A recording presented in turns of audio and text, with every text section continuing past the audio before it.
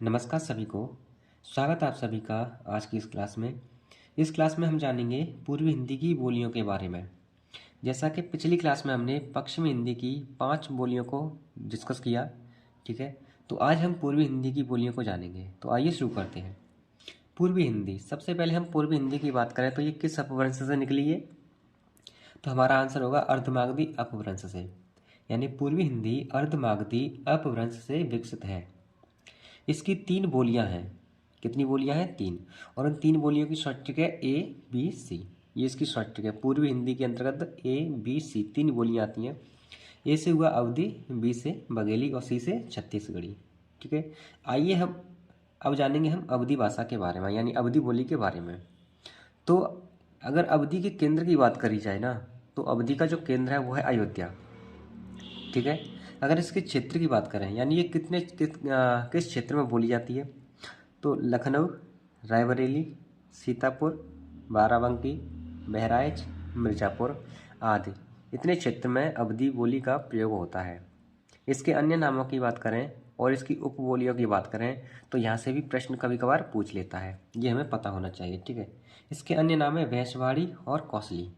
ये प्रश्न पूछा गया है कौशली कि अवधी का जो दूसरा नाम है वो क्या है, तो आंसर होगा कौशली, ठीक है। इसकी उपबोलियां हैं बनौधी, मिर्जापुरी और कांकड़ी, ठीक है। आइए अगला पॉइंट डिस्कस करते हैं। इसमें जो अगला पॉइंट है वो है कि तुलसीदास जी ने रामचरितमानस में अयोध्या को अवधपुरी कहा। यानी इस अयोध्या को अवधपुरी कहा था किसने? तुलसीदास जी ने। किसमें? रामचरितमानस में। अब आपको पता होना चाहिए कि एग्जामिनर आपसे क्या प्रश्न पूछ सकता है, पता है? वो पूछेगा कि रामचरितमानस किस भाषा में या किस बोली में लिखा गया है। तो हमारा आंसर होना चाहिए अवधी में, ठीक है। यानी राम जी से, जो हमारे भगवान राम है ना, उनसे संबंधित जितना भी कुछ लिखा गया है वो अवधी भाषा में ही लिखा गया है। और कृष्ण जी से संबंधित जो कुछ भी लिखा गया है वो ब्रज भाषा में लिखा गया है। ये आपको पता होना चाहिए, ठीक है। अगला पॉइंट है प्राचीन अवधी साहित्य की 2 शाखाएं हैं। प्राचीन अवधी साहित्य की 2 शाखाएं हैं, जिसमें से एक है भक्ति काव्य और दूसरी है प्रामाख्यान काव्य। भक्ति काव्य और प्रेमाख्यान काव्य, ठीक है। अब अवधी भाषा के अंतर्गत हम जानेंगे कि इसके प्रमुख लेखक कौन है और उनकी रचनाएं कौन कौन सी हैं, ठीक है। तो सबसे पहले हम बात करें तुलसीदास जी की। तुलसीदास जी ने अवधी भाषा में रामचरितमानस की रचना करी, ठीक है। मलिक मोहम्मद जायसी ने पद्मावत लिखा था। ये प्रश्न पूछा गया है कि पद्मावत किस भाषा में या किस बोली के अंतर्गत लिखा गया है, तो हमारा आंसर होगा अवधी के अंतर्गत, ठीक है। नेक्स्ट हुए थे मंजन। मंजन ने लिखा था मधुमालती। क्या लिखा था? मंजन ने मधुमालती की रचना करी अवधी भाषा में। उस्मान ने करी चित्रावली की रचना अवधी भाषा में। नूर मोहम्मद ने करी इंद्रावती की रचना किस भाषा में? अवधी में। नरोत्तम दास ने सुदामा चरित की रचना करी किस भाषा में? पूछे, अवधी भाषा में। कुतुबन ने मृगावती की रचना करी थी किस भाषा में करी? अवधी भाषा में। द्वारका प्रसाद मिश्र ने कृष्णायन की रचना करी थी किस भाषा में करी थी? अवधी भाषा में, ठीक है। अब हम जानेंगे, यह तो इस अवधी भाषा में इससे आगे आपसे प्रश्न नहीं पूछेगा।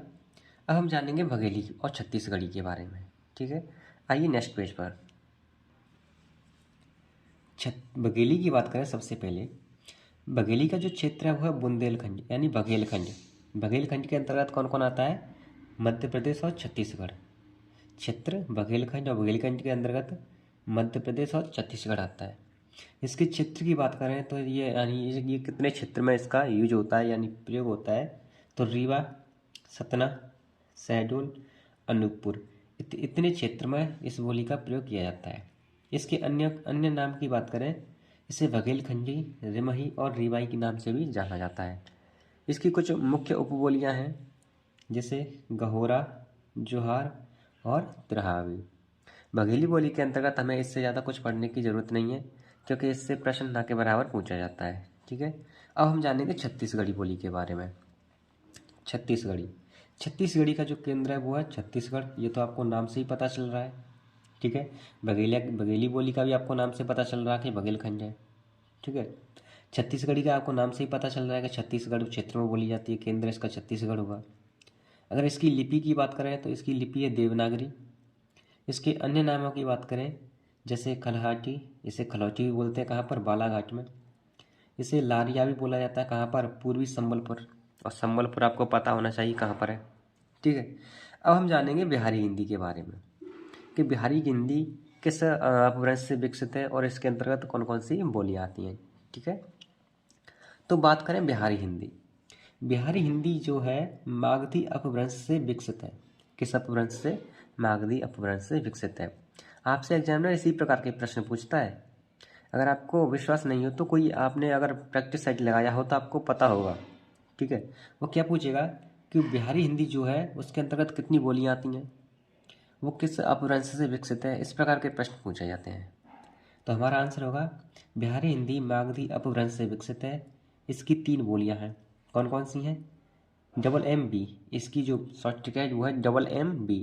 पहली एम से मैथिली, दूसरी से मगही और बी से भोजपुरी। मैथिली, मगही, भोजपुरी।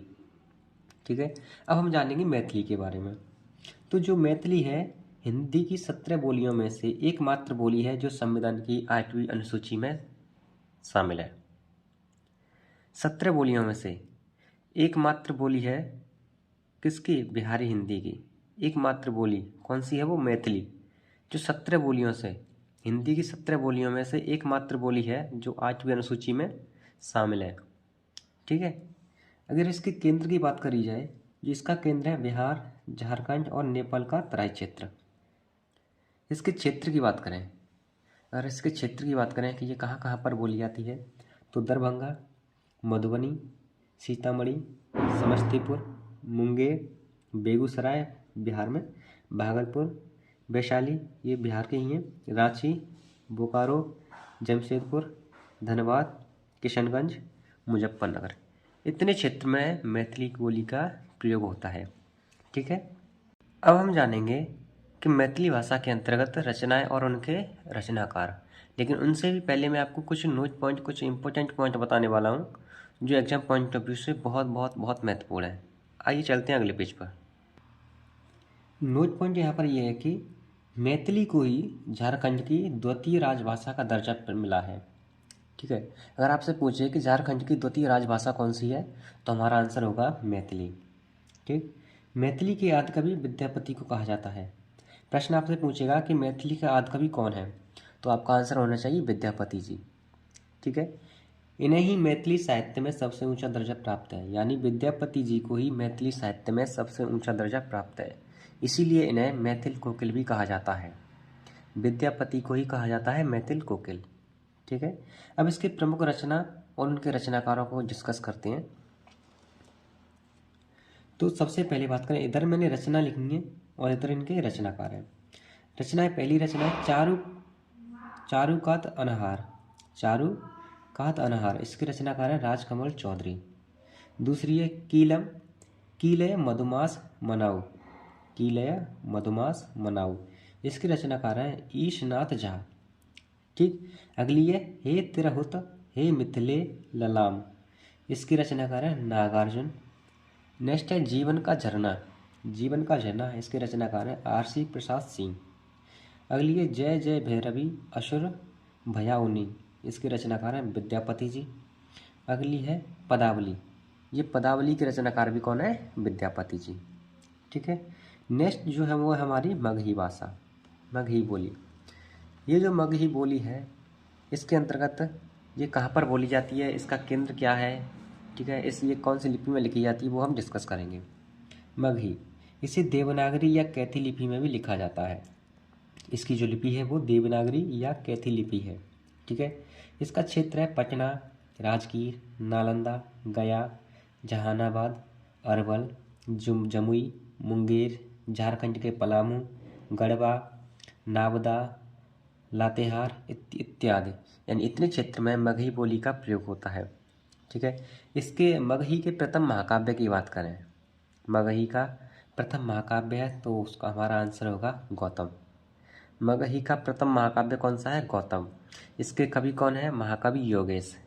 महाकवि योगेश, महाकवि योगेश को ही आधुनिक मगही के सबसे लोकप्रिय कवि माने जाते हैं, यानी महाकवि योगेश ही आधुनिक मगही के सबसे लोकप्रिय कवि माने जाते हैं। अब हम जानेंगे कि मगही भाषा में कौन कौन सी रचना हुई और उनके रचनाकार कौन हैं। ठीक है, तो सबसे बात करें पहले, जो पहली रचना है वो है ललित भागवत। ललित भागवत, इसके रचनाकार है हरिनाथ मिश्र। नेक्स्ट है जीवक। जीवक के रचनाकार है स्वर्ण किरण। अगली है जरासंध। जरासंध लिखी थी योगेश पाठक ने। राधिया। राधिया लिखी थी मिथिलेश प्रसाद ने। और सरहपाद। सरहपाद लिखी थी रामप्रसाद सिंह ने। ठीक है, हमें मगही भाषा में इतना ही पढ़ना है, इससे बाहर आपका एक भी प्रश्न नहीं जाएगा। आइए अब हम जानेंगे भोजपुरी के बारे में। ठीक है, तो चलिए अगले पेज पर। अब बात करते हैं भोजपुरी। भोजपुरी को ही पूर्वी कहा जाता है। भोजपुरी को ही पूर्वी कहा जाता है। ये किसी एग्जाम में पूछा गया प्रश्न है कि किस बोली को पूर्वी कहा जाता है, तो आंसर होगा भोजपुरी को। इसके क्षेत्र की बात करें, अगर पश्चिमी बिहार में बात करेंगे, पश्चिमी बिहार में कौन सा क्षेत्र है, तो भोजपुर गांव। भोजपुर गांव कहाँ पड़ता है, पश्चिमी बिहार में। अगर पूर्वी उत्तर प्रदेश की बात करें कि पूर्वी उत्तर प्रदेश में कहाँ पर भोजपुरी बोली का प्रयोग होता है, तो वाराणसी, गोरखपुर और बलिया, इन जगहों पर भोजपुरी का प्रयोग होता है। पश्चिमी झारखंड की बात करें तो पश्चिमी झारखंड में होती है, एमपी में यानी मध्य प्रदेश और छत्तीसगढ़ के उत्तरी पूर्वी भाग में भोजपुरी का प्रयोग होता है। नेपाल के तराई क्षेत्रों में भी भोजपुरी बोली जाती है। ठीक है, भोजपुरी जो है इसे नेपाल, फिजी, मॉरिशस में संवैधानिक मान्यता प्राप्त है। आपसे प्रश्न पूछेगा कि निम्नलिखित बोलियों में से किस बोली को नेपाल, फिजी, मॉरिशस में संवैधानिक मान्यता प्राप्त है, जो संविधान में शामिल है, वहाँ के संविधान में शामिल है, तो आंसर होगा भोजपुरी। भोजपुरी 17 बोलियों में से, भोजपुरी हिंदी की 17 बोलियों में से सर्वाधिक जनसंख्या द्वारा बोली जाती है। ठीक है, हमारे हिंदी की जितनी यानी 17 बोलियां हैं ना, उन 17 बोलियों में से सबसे ज़्यादा बोली जाती है भोजपुरी। ठीक, झारखंड राज्य में भोजपुरी दूसरी राजकीय भाषा है। झारखंड में जो भोजपुरी है वो भोजपुरी दूसरी राजकीय भाषा है। ठीक है, भिखारी ठाकुर को भोजपुरी का शेक्सपियर कहा जाता है, यानी भिखारी ठाकुर जी को भोजपुरी का शेक्सपियर कहा जाता है। ये प्रश्न पूछा गया है कि किस कवि को भोजपुरी का शेक्सपियर कहा जाए, तो आंसर होगा भिखारी ठाकुर को।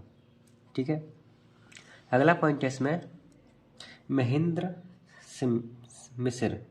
महेंद्र मिश्र भोजपुरी के महान कवि थे। इन्हें पूर्वी सम्राट के नाम से भी जाना जाता है। अगर आपसे प्रश्न पूछे कि किस कवि को पूर्वी सम्राट के नाम से जाना जाता है, तो आंसर होगा महेंद्र मिश्र को। अब जानते हैं कि इसमें कौन कौन सी रचनाएं हुई और उनके रचनाकार कौन है। सबसे पहले बात करें हम बटोहिया, इसके रचनाकार है रघुवीर नारायण। नेक्स्ट है जागरण मैना, ये लिखी थी गोरख पांडे ने। अगली है फिरंगिया लिखी थी मनोरंजन प्रसाद सिन्हा ने। नेक्स्ट है अछूत के शिकायत, ये लिखी थी हीरा डोम ने। किसने, हीरा डोम ने। अगली है महुआबारी में बहार, ये लिखी थी मोती बीएल ने। तो आज की क्लास में इतना ही रहने देते हैं। अगली क्लास में हम जानेंगे पहाड़ी हिंदी के बारे में।